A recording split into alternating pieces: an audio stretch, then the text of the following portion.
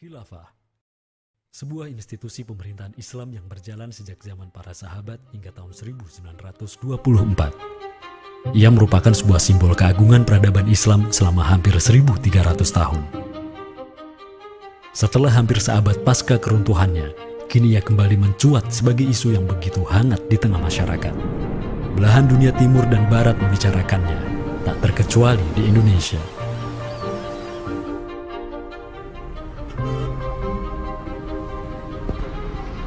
Perdebatan tentang khilafah tak terhindarkan. Apakah ia pantas diterima atau tidak di zaman modern saat ini? Kita tahu khilafah atau kehilafahan Islam itu di Nusantara bukan hal yang baru. Ya, sudah ada hubungan relasi antara kesultanan-kesultanan dan kerajaan Islam Nusantara dengan kehilafahan di Turki Utsmani atau wilayah Arab secara keseluruhan itu sejak abad ke-7.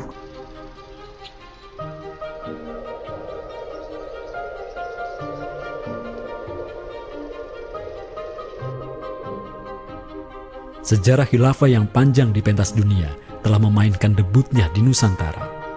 Islam yang diemban para punggawanya telah menjadikan Nusantara jaya dan menjadi sumber utama perlawanan terhadap para penjajah. Inilah kisah tentang Nusantara dan jalinannya dengan sang negara adidaya. Inilah kisah tentang khilafah yang menjadikan rakyat Nusantara sebagai satu umat dengan Muslim sedunia. Inilah kisah tentang jejak khilafah di Nusantara.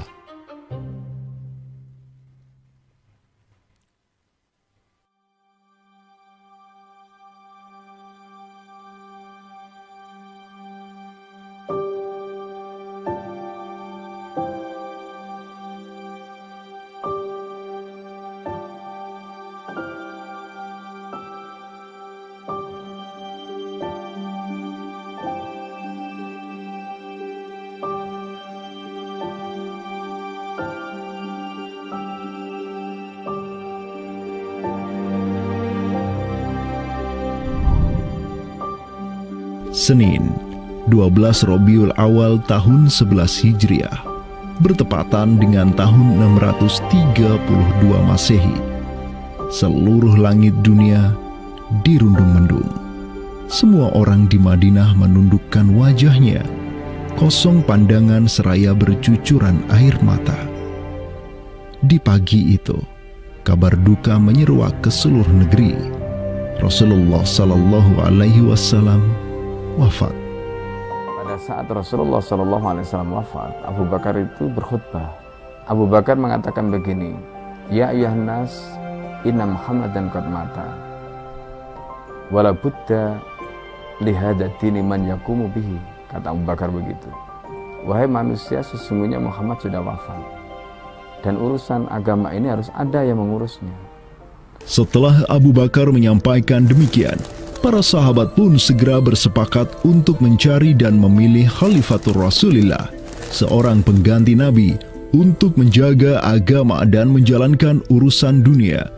Mereka bahkan lebih menyegerakan urusan ini ketimbang menyegerakan pemakaman jasad Rasulullah SAW yang mulia, menandakan bahwa urusan kepemimpinan untuk kaum muslimin pasca wafatnya Nabi merupakan perkara yang amat mendesak. Karena itu Sayyidina Umar juga mengatakan, La islama illa bil jamaah, wala jama'atan illa bil imarah, wala imaratan illa bil ta'ah. Umar juga memahami sebagaimana yang dipahami oleh Abu Bakar. Islam ini tidak akan kuat kecuali dengan adanya jamaah, dengan adanya persatuan. Dan tidak mungkin umat ini bisa bersatu kecuali dengan adanya imarah, adanya khilafah, adanya kepemimpinan. Dan tidak mungkin adanya imarah kecuali dengan adanya ketaatan. Jadi para sahabat itu paham itu. Kemudian para sahabat itu juga menjalankan apa yang diperintahkan Nabi dalam hadis yang lain. Apa kata Rasulullah? Alaikum bisunnati. Kalian harus pegang teguh sunnahku. Wa sunnatil khulafa'ir rasyidin al-mahdiyyin min ba'di. Dan sunnah para khalifah rasyidin al-mahdiyyin min ba'di, mendapatkan petunjuk setelahku. Kemudian Nabi mengatakan, Addu alaiha bin nawajidi. Kalian harus gigit sunnah itu dengan menggunakan gigi geram dan jangan dilepaskan. sunnah yang ditinggalkan oleh para khulafaur rasyidin itu apa? Pertanyaannya begitu. Jawabannya tidak lain adalah khilafah itu, sistem khilafah itu. Maka di Saqifah Bani Sa'idah bersepakatlah kaum muslimin untuk memilih Abu Bakar sebagai khalifah pertama untuk mengatur negara mereka yang disebut sebagai khilafah Islamiyah. Negara khilafah di bawah kepemimpinan Abu Bakar dan khalifah-khalifah setelahnya, Umar bin Khattab, Utsman bin Affan, dan Ali bin Abi Thalib cepat sekali berkembang. Mereka memperluas wilayah khilafah hingga mendobrak dua negara adidaya saat itu, Kekaisaran Persia dan Imperium Romawi.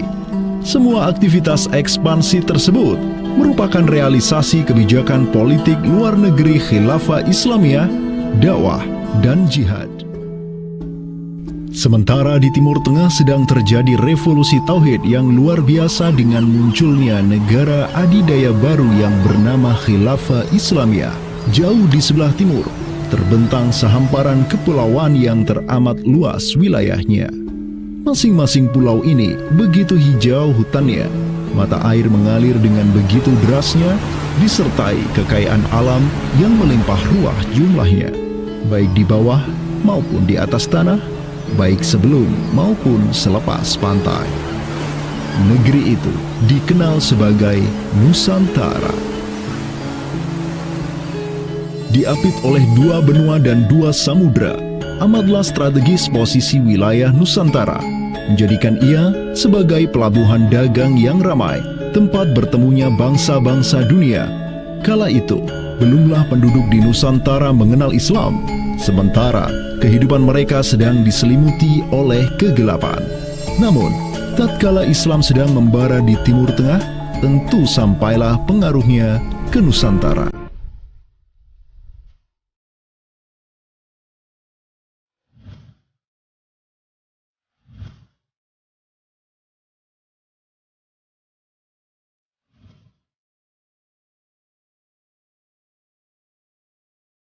Saya ingin mengutip apa yang pernah dinyatakan oleh Buya Hamka ya di dalam buku beliau dari Perbendaharaan Lama, termasuk juga buku beliau yang judulnya Sejarah Umat Islam, yang beliau menyatakan bahwa sesungguhnya teori yang kita tahu bahwa Islam masuk ke Nusantara itu berasal dari Gujarat pada abad ke-12 sampai 15 Masehi, itu sebetulnya tidaklah tepat sepenuhnya. Karena apa? Karena Buya Hamka memiliki pandangan ataupun penjelasan terkait dengan kapan sesungguhnya Islam masuk ke Nusantara, ke Indonesia. Beliau menyatakan bahwa Islam masuk ke Nusantara itu jauh sebelum teori Gujarat.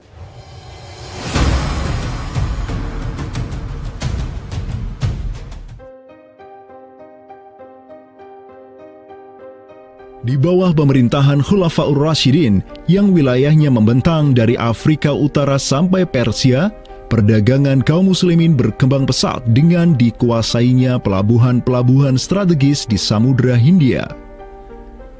Hubungan diplomatik dan komersial pun terjalin dengan sejumlah kerajaan dari India sampai Cina. Sui Tang Xiu, sebuah kronik kuno dari dinasti Tang di Cina mencatat, telah datang serombongan utusan khilafah ke hadapan penguasa Cina di tahun 651 Masehi, di mana tahun tersebut merupakan masa Khalifah Utsman bin Affan.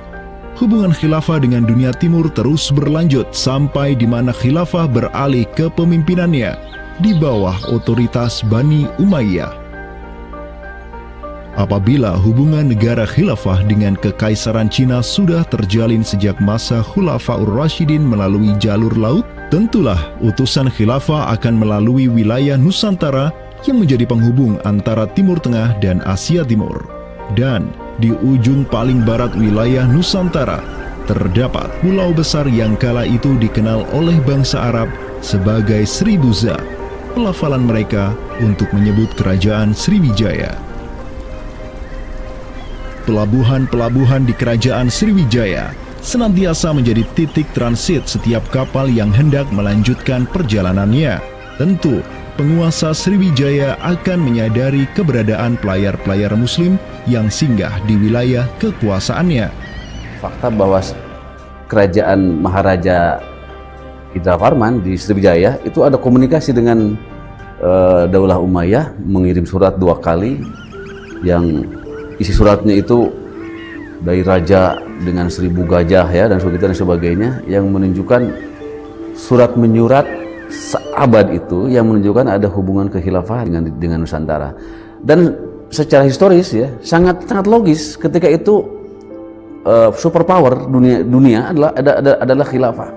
Surat yang dikirim oleh Maharaja Sri Indrawarman dari Sriwijaya tersebut dialamatkan ke Damaskus, ibu kota Khilafah Umayyah yang saat itu dipimpin oleh Khalifah Umar bin Abdul Aziz. Dalam surat itu disebutkan, min malikil amlak alladhi huwa ibnu alfi malik walladhi tahtahu bintu alfi malik walladhi fi marudatihi alfu filin walladhi lahu nahrani yumbitani al-auda wal-allawha wal-jawza wal-kafura alladhi yujadu rihuhu ala masirati 12 milan ila malikil arab alladhi la yushriku billahi syai'an. Amma ba'du, fa inni qad ba'athtu ilaika bihadiyatin wa ma hiya bihadiyatin walakinnaha tahiyatun wa ahbabtu an tab'atha ilayya rajulan yu'allimunil islama wa yuwaqqifuni ala hududihi wassalam. Maka di bawah kepemimpinan sang Khalifah Umar bin Abdul Aziz, khilafah menyebarkan rahmatan lil alamin ke segala penjuru dunia, termasuk Nusantara.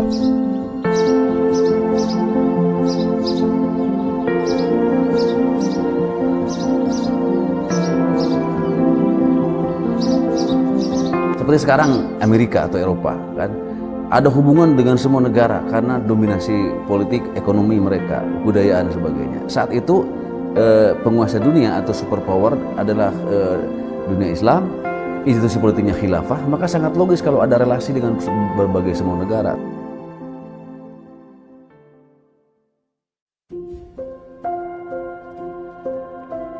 Tahun 1258, dari arah timur datanglah segerombolan pasukan yang mengerikan. Tubuh mereka besar-besar bak raksasa, berkulit kuning dan begitu mahir berpanah dan mengendarai kuda. Inilah pasukan Mongol yang datang dari utara Cina. Khalifah Al-Musta'sim itu dibunuh oleh Hulagu Khan, ya, pemimpin tentara Mongol. Kemudian pasca penaklukan Baghdad, itu Baghdad menjadi kota kosong, ya. Penduduknya dibantai, khalifah dibunuh, ya. Kotanya dibakar, perpustakaannya dihancurkan, wah pokoknya kacau sekali lah. Nah, tapi ternyata banyak keluarga Abbasiyah, ya, dinasti Bani Abbasiyah yang dia itu selamat dari pembantaian orang-orang Mongol, dan mereka itu akhirnya berdiaspora, mengungsi, ya. Ada yang berdiaspora, ada yang mengungsi ke Hijaz, ada yang mengungsi ke daerah Najd, ya, ada yang mengungsi ke daerah Mesir. Ada satu keturunan Abbasiyah, Bani Abbasiyah, yang dia itu mengungsi sampai ke Aceh, gitu. Dimana Aceh itu dulu, ya, negara yang berkuasa di sana adalah Samudra Pasai.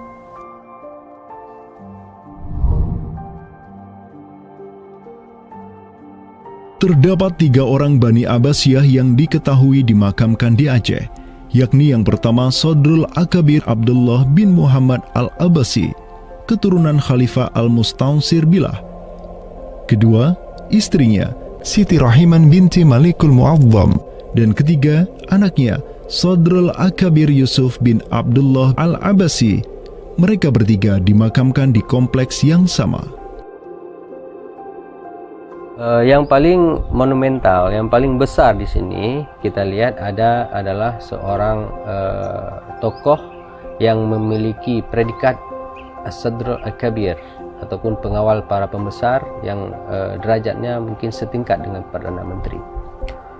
Beliau bernama Abdullah bin Muhammad bin Abdul Qadir bin Abdul Aziz bin Al-Mansur Abi Ja'far Al-Abbasi, yang mana genetika beliau yang daripada Al-Mansur ini sendiri yang merupakan kakek buyut daripada Abdullah ini adalah seorang khalifah dari Bani Abbasiyah.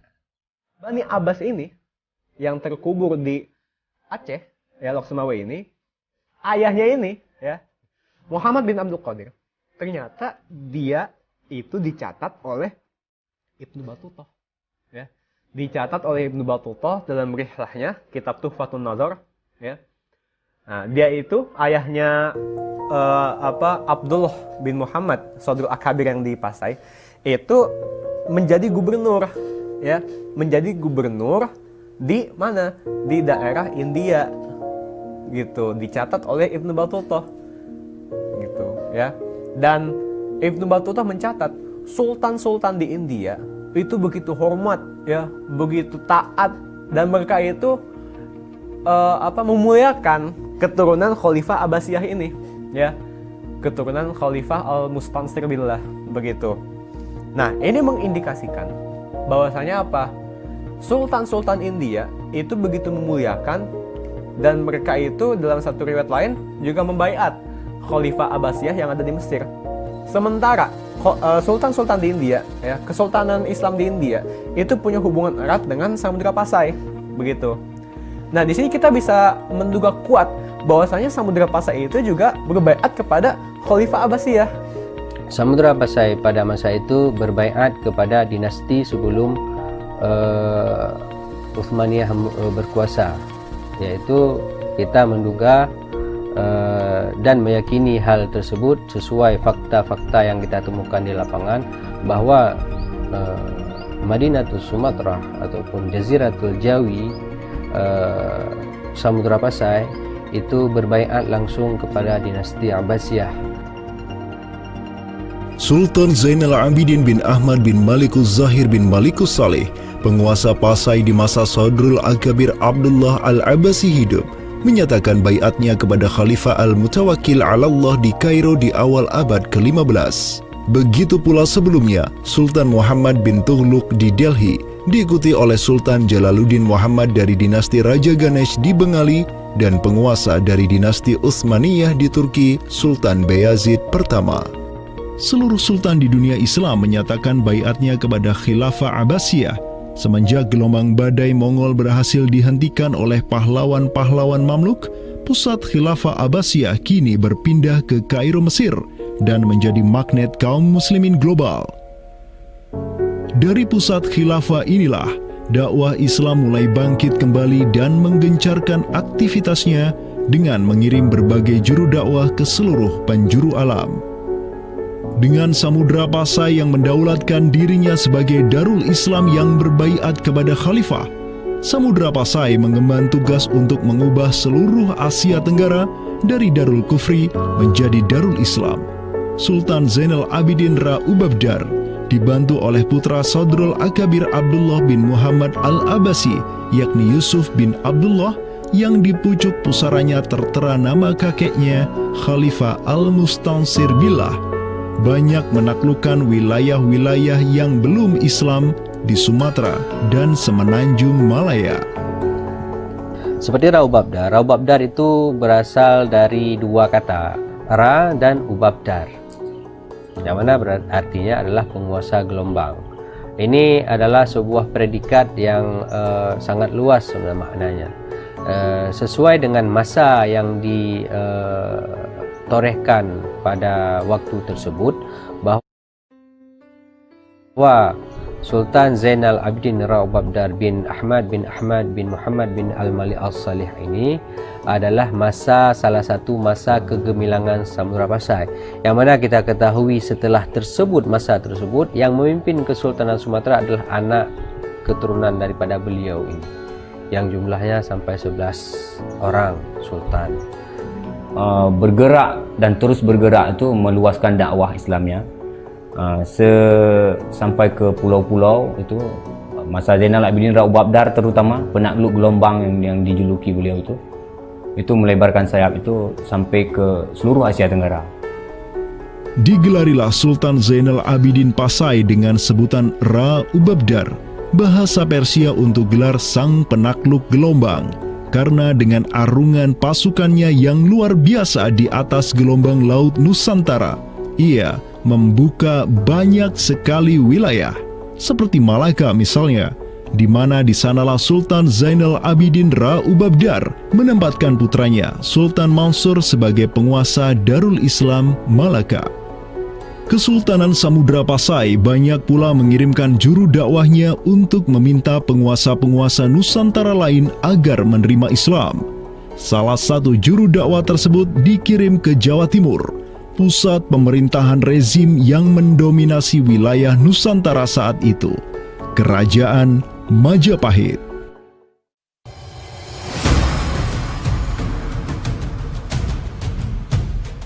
Gresik, Jawa Timur.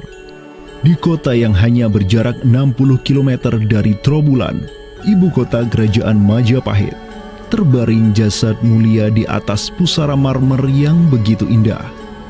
Inilah kubur seseorang yang menginisiasi tegaknya Islam di tanah Jawa, Maulana Malik Ibrahim, yang kemudian dikenal sebagai Sunan Gresik.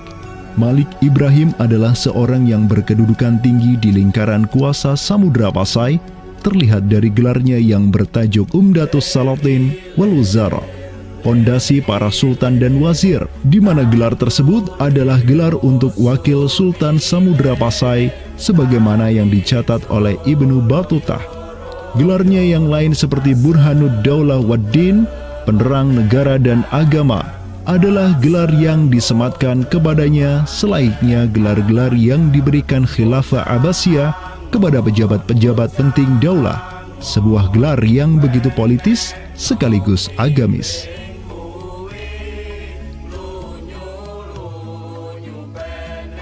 Maulana Malik Ibrahim dikirim oleh Pasai untuk mendakwahkan Islam kepada rakyat dan para penguasa Majapahit. Banyak orang-orang dari kesultanan ini, Kesultanan Samudra Pasai, yang itu berbaiat langsung ke khalifah, itu mengirim orang-orang atau orang-orang Pasai itu banyak bermigrasi ke daerah-daerah lain di Nusantara. Misalkan ya, kalau kita perhatikan makam tertua ya, salah satu makam tertua di Jawa yang sekarang terletak di Gresik, siapa orangnya ya?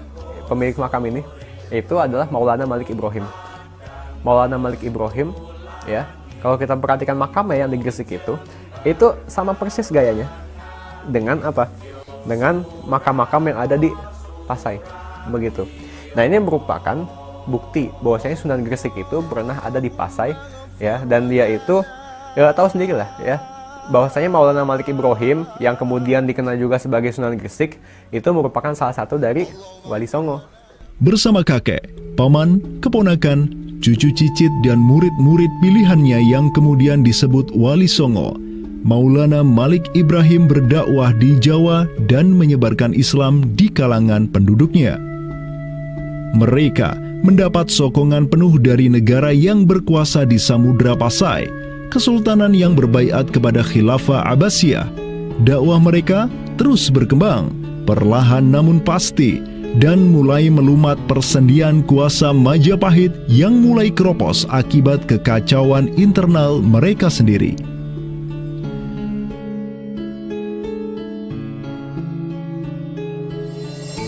Para Wali Songo juga dihormati karena sebagian besar dari mereka menyandang status sebagai keturunan Nabi melalui jalur Husain bin Abi Thalib yang terus turun-temurun kepada Muhammad Sahib Marbal, turun lagi ke Alawi sampai ke Imam Jamaluddin Al-Husaini yang dikenal juga sebagai Syekh Maulana Jumadil Kubra, yang dari dialah para Wali Songo lahir sebagai anak-anaknya.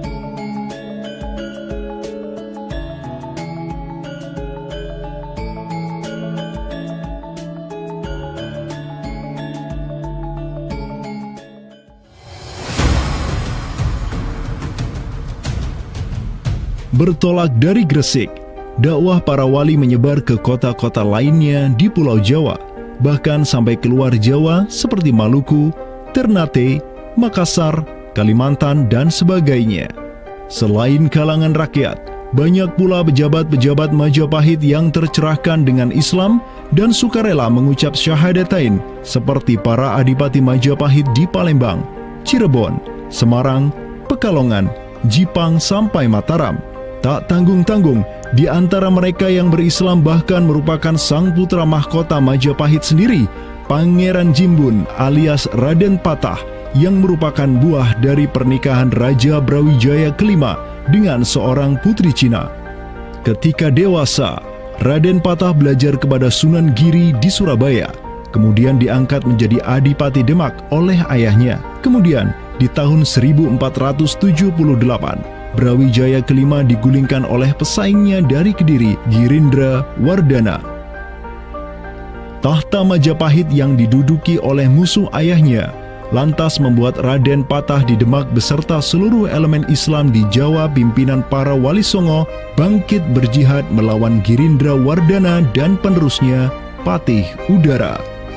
Mereka terus berjihad dengan penuh keberanian hingga akhirnya berhasil melumat kekuasaan Majapahit yang dipegang oleh para pemberontak dari pihak Girindra Wardana dan Patih Udara.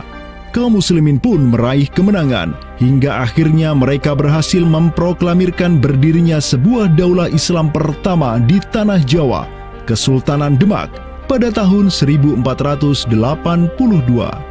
Digelari Raden Patah sebagai Senopati Jimbun Ningrat Ngabdurrahman Panembahan Palembang Saidin Panatogomo, atau dengan gelarnya dalam bahasa Arab Sultan Syah Alam Akbar Al-Fatah. Dialah Sultan yang telah memfutuhat Jawa menjadi Darul Islam. Dengan berdirinya Demak sebagai daulah Islam pertama yang berdaulat di tanah Jawa, bertambahlah kuat bargaining politik Islam di kawasan Nusantara bersama-sama dengan Kesultanan Samudra Pasai di Sumatera, Kesultanan Malaka di Semenanjung Malaya, Kesultanan Brunei di Borneo, Kesultanan Sulu di Filipina, begitu pula Sultan pertama di Ternate, Sultan Zainal Abidin, yang pernah menimba ilmu ke Jawa di bawah bimbingan Sunan Giri. Dalam rentang abad yang bersamaan, kemenangan daulah Islam di kawasan Nusantara juga diiringi dengan penaklukan Konstantinopel, ibu kota Romawi Timur, oleh salah seorang sultan dari Bani Uthmaniyah, Muhammad Al-Fatih.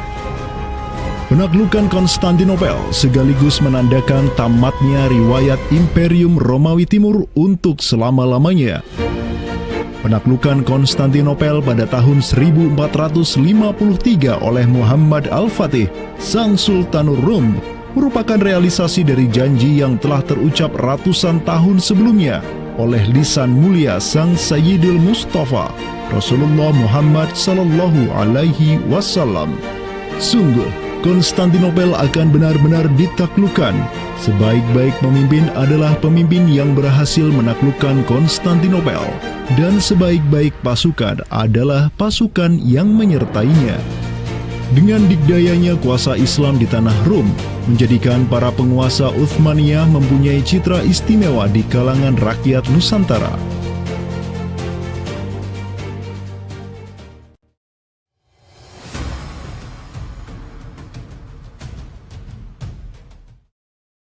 Namun demikian, dikala penaklukan demi penaklukan sedang digencarkan oleh tentara Islam mulai dari Rum sampai ke Nusantara, penaklukan yang sama juga digencarkan oleh tentara Kristen di ujung paling barat dunia Islam, Andalusia. Berbeda dengan penaklukan yang kaum muslimin lakukan, di mana penduduk asli suatu tempat diberi toleransi yang luar biasa atas agama dan properti mereka, tentara Kristen Portugis dan Spanyol menaklukkan wilayah Islam di Andalusia yang saat itu sudah terpecah menjadi Reyes de Taifas atau Mulukhut Tawaif atau kerajaan-kerajaan yang saling tercerai-berai. 1492, kekuasaan Islam terakhir di Andalusia, Granada, berhasil ditaklukkan oleh suami istri yang menjadi penguasa Spanyol, Fernando de Aragon dan Isabella de Castilla. Penaklukan kembali wilayah Andalusia menjadi negara Kristen yang mereka sebut Reconquista telah menyebabkan populasi kaum muslimin di sana tersapu bersih, entah karena diusir, dimurtadkan, atau dibunuh. Selain Reconquista, kaum Kristen Spanyol dan Portugis juga mempunyai motif ekonomi untuk menjadikan diri mereka kaya, yakni dengan mencari jalur rempah di Samudra Hindia yang saat itu merupakan potensi sumber daya alam yang luar biasa. Program mereka untuk mencari rempah di Samudra Hindia mereka sebut sebagai Estado da India. Kita sering dengar dengan istilah 3G gitu kan, Glory, Gospel, dan Gold gitu kan. Jadi ya mereka ingin ekspansi, mereka ingin menyebarkan misi agama mereka, dan mereka juga ingin mencari gold. Goldnya sini adalah justru adalah rempah gitu kan. Begitulah betapa berharganya rempah pada saat itu, sampai 1 gram pala dihargai dengan 2 gram emas gitu kan. Paus Alexander ke-6, pemimpin kaum Kristen saat itu, begitu mendukung hasrat Portugis dan Spanyol untuk menjelajah dunia dan menyebarkan Kristen. Maka, berangkatlah gelombang penjelajah Portugis yang disertai pasukan dan senjata untuk menaklukkan dunia Islam di Samudra Hindia. Di bawah pimpinan Alfonso de Albuquerque, armada Portugis berhasil menaklukkan Goa di India pada tahun 1510. Dan setahun kemudian, berhasil sampai ke Malaka, merebut pelabuhan strategis itu dari Sultan Mahmud Syah yang memerintah tempat tersebut. Dengan bercokolnya Portugis di Nusantara, dimulailah babak baru sejarah Islam di kawasan ini.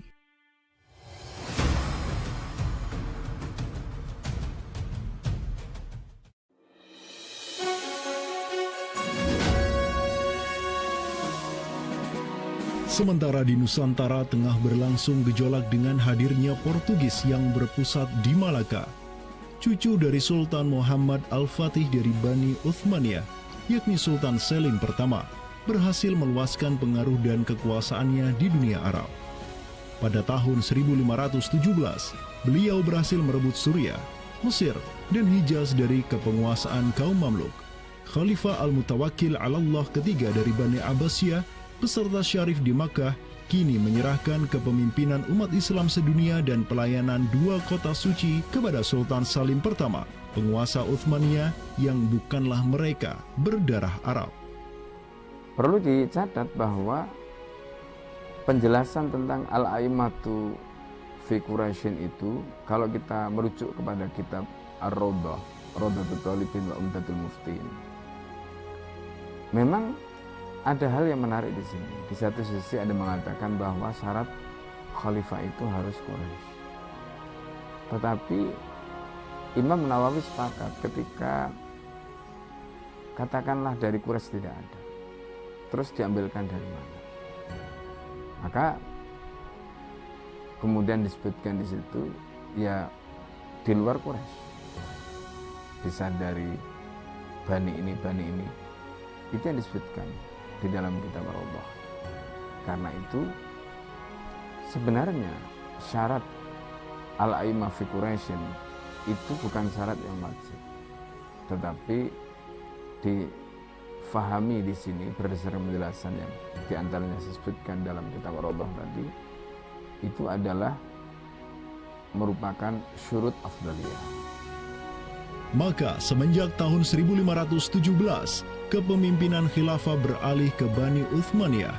Selim pertama dan anak keturunannya kini didapuk sebagai Khalifatul Muslimin.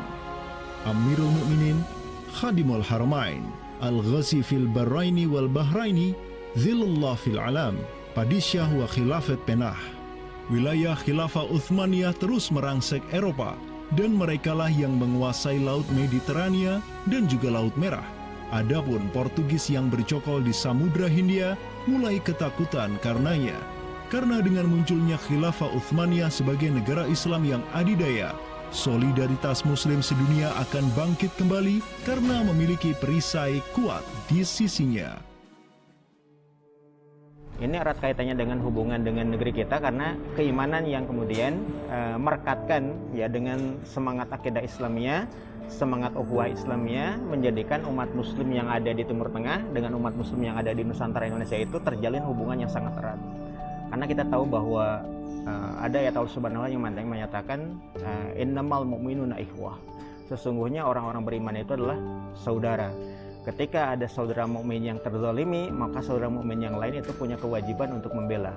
Demikian pula ketika Muslimin Nusantara itu terzalimi dengan adanya penjajahan, dengan adanya imperialisme yang dilangsungkan oleh orang-orang kafir penjajah, baik itu oleh Portugis, Spanyol, Inggris, Perancis ataupun Belanda. Ya. Maka kemudian Muslim yang ada di Timur Tengah yang pada waktu itu masih memiliki kepemimpinan yang tunggal untuk seluruh dunia, yaitu Khalifah, itu juga turut ya memperhatikan, turut mendukung, turut memperjuangkan pembebasan ataupun kemerdekaan bagi bangsa Muslim Nusantara.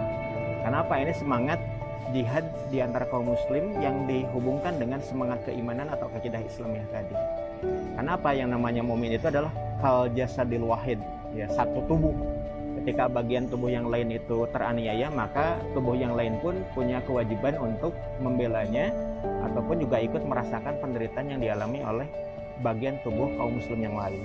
Semenjak Portugis berhasil menancapkan kukunya di India dan Malaka, tidak hanya dua wilayah tersebut yang ditimpa petaka, namun juga hampir seluruh kesultanan di Samudra Hindia dan Nusantara. Sultan dari Samudra Pasai kala itu, Zainal Abidin bin Mahmud bin Zainal Abidin Ra'ubabdar, yang mendaulatkan dirinya sebagai Al-Qaim tahta Amri Rabbil Alamin, orang yang berdiri di bawah perintah Tuhan semesta alam, mengirim surat kepada Portugis di Malaka untuk menggugat kelakuan mereka yang sangat merugikan kaum muslimin di kawasan. Namun apalah daya, Sultan Zainal Abidin yang ini kemudian dikenal sebagai penguasa terakhir Pasai, karena setelah ia wafat pada tahun 1517, bala tentara Portugis datang ke Pasai dan menaklukkan Kesultanan Islam pertama di Nusantara itu dengan penuh tipu daya. Tak hanya Pasai yang berhasil ditiadakan, Portugis juga mampu menahan serangan pasukan Islam dari Demak sampai Sultannya Patiunus bin Raden Patah syahid di Lumat Muntahan Meriam Portugis pada tahun 1521. Dengan diplomasinya yang culas, Portugis juga menjalin kerjasama dengan kerajaan Pajajaran di Jawa Barat pada tahun 1522. 2 tahun berikutnya, kota Blambangan, Panarukan, dan Kediri yang masih menjadi basis kekuatan Hindu di Jawa menawarkan kerjasama dengan Portugis. Maka, Portugis banyak sekali mendapat aliansi sesama kafir yang berada di berbagai wilayah di Nusantara untuk bersatu padu menghantam kekuatan politik Islam yang baru tumbuh di Pulau Jawa.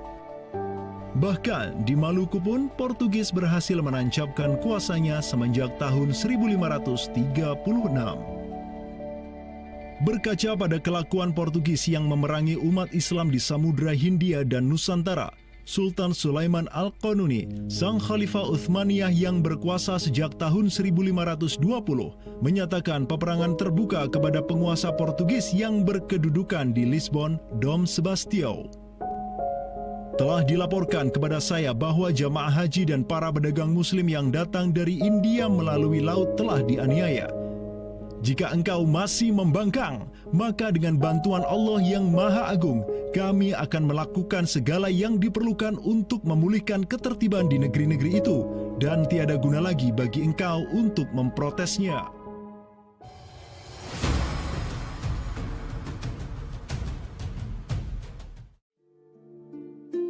Penjaga kedaulatan Islam di Sumatera yang harum selama ratusan tahun, Samudra Pasai, kini sudah sirna di bawah kungkungan Portugis.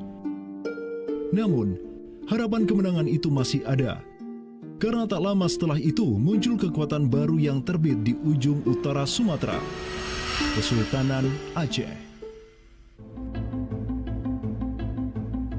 Kita mengetahui bahwa Sultan Aceh yang pertama adalah Sultan Ali Mughayat Shah.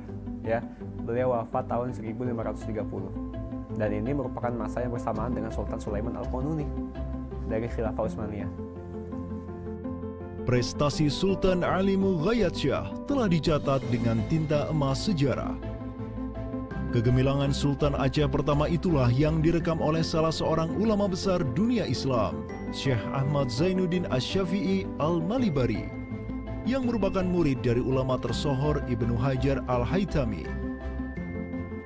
Dalam kitabnya Tuhfatul Mujahidin fi Ba'di Akhbaril Burtukaliyin, Syekh Zainuddin Asy-Syafi'i menulis, dan mereka orang-orang Portugis. Semoga Allah mengalahkan mereka, mendatangkan berbagai barang dari negeri-negeri yang jauh. Mereka menjadi ramai dan bertambah banyak di kawasan.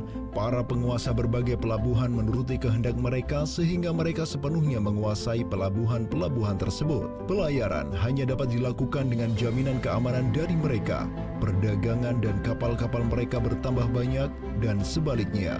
Perdagangan muslimin di luar kapal-kapal dan benteng-benteng yang mereka bangun makin merosot.